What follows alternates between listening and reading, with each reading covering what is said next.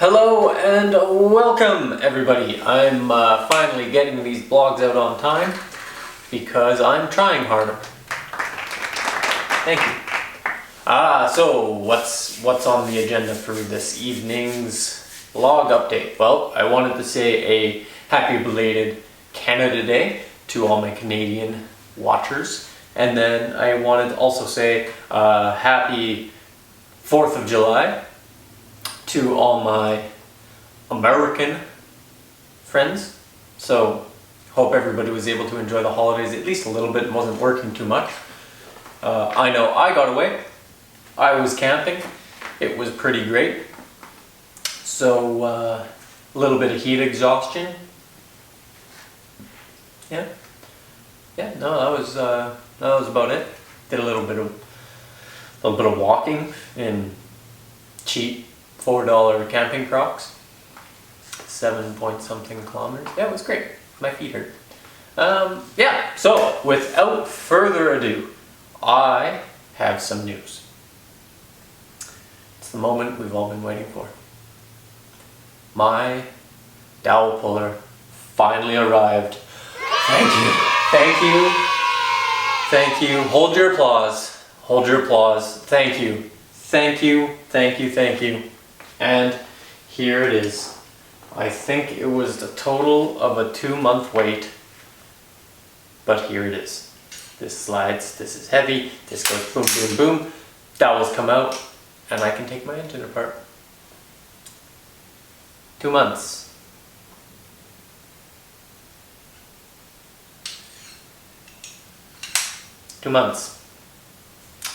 Now hopefully I know how to use it. That's the other tricky part. This thing comes in a couple of pieces. This comes off, this comes off. Yeah, this is kind of neat. This is a neat little tool. You kind of, as you thread this on, this piece expands, and I'm assuming seats itself into the threads. It's a little different than what I was envisioning.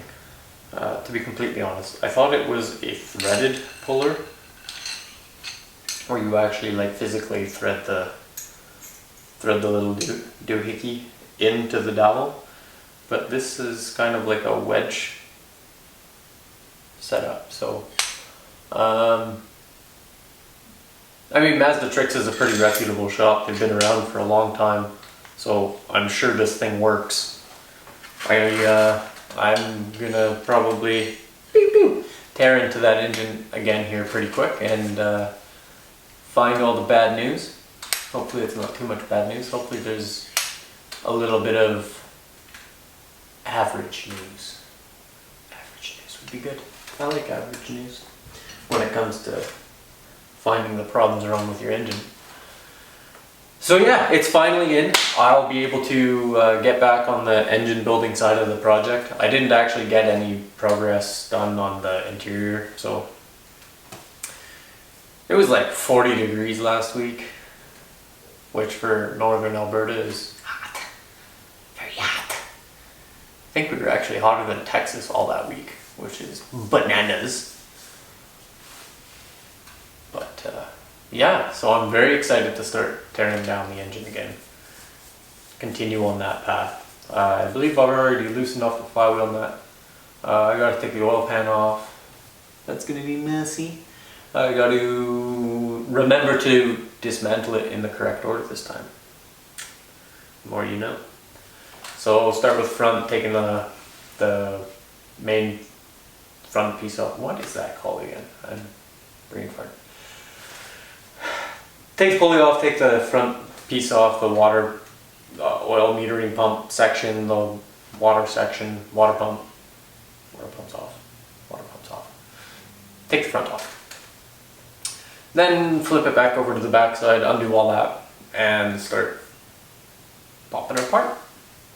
And hopefully, with some luck, there won't be too much damage. Dare to dream. Dare to dream, Bobby. So yeah, that's kind of where things are at. I got some stuff for the truck. I haven't gotten around to putting it on yet because I was actually gonna I was kind of informed. One of my old coworkers, he used to have one of these older trucks, and he rebuilt it top to bottom. So I kind of described my problem to him, and he was like, "Oh, this is sticking." So the idle air control valve is sticking, and he said if it's not that, then it's your exhaust gas recirc valve. So he was just pointed me in exactly the direction I need to go. So thank you, Marco, again for that. That was much appreciated. So yeah, I'm just gonna probably pick those few things up this week, and then kind of do the spark plug wires, the distributor cap, the rotor, the idle air control valve. I don't think I'm gonna get a exhaust gas recirc valve. We'll see. And then I'm also gonna get a what was that called? Marco called it a mag pickup. The proper name is ignition control module. It's just another little piece that plugs into the bottom of your distributor, I believe, if I remember correctly. Suggested, he says, if I'm doing all that, I might as well do that last little piece. So another few parts to get for the truck, and then I'll basically have a brand new ignition system, and I should be laughing at that point. Hopefully that fixes all the problems with the truck. Speaking of problems with the truck, walking by it today, and the freaking passenger tires just flat. Go to pump it up, undo my little inflator, and as soon as I undo it, freaking air is spewing out of the valve. So kind of push the valve one way or the other, and it kind of stops the leak. So right now I've got it duct taped closed. You know what they used to say on the old Red Green show? She may not find you handsome, but she'll find you handy. So I've got actually red duct tape on that as well. So I'm going to probably have to just get that repaired. I don't actually have a valve stem tool.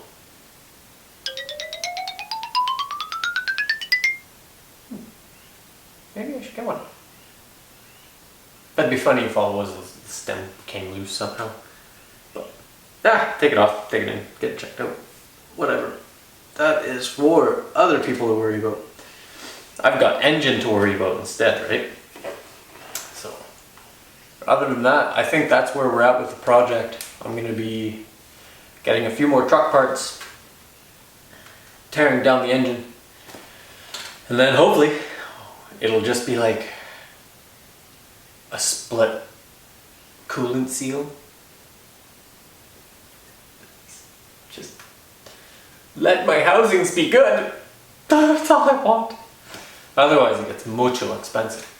But I think it'll be okay. Positive thoughts, Bobby. Positive thoughts. And then yeah, some proper progress videos. That'll be cool. I'm excited to do that again. But anyway, that's all I got. That's all I have. I hope everybody had a wonderful last couple of weeks and stayed out of the heat. And until next time, everybody stay classy. Thank you. Have a good one.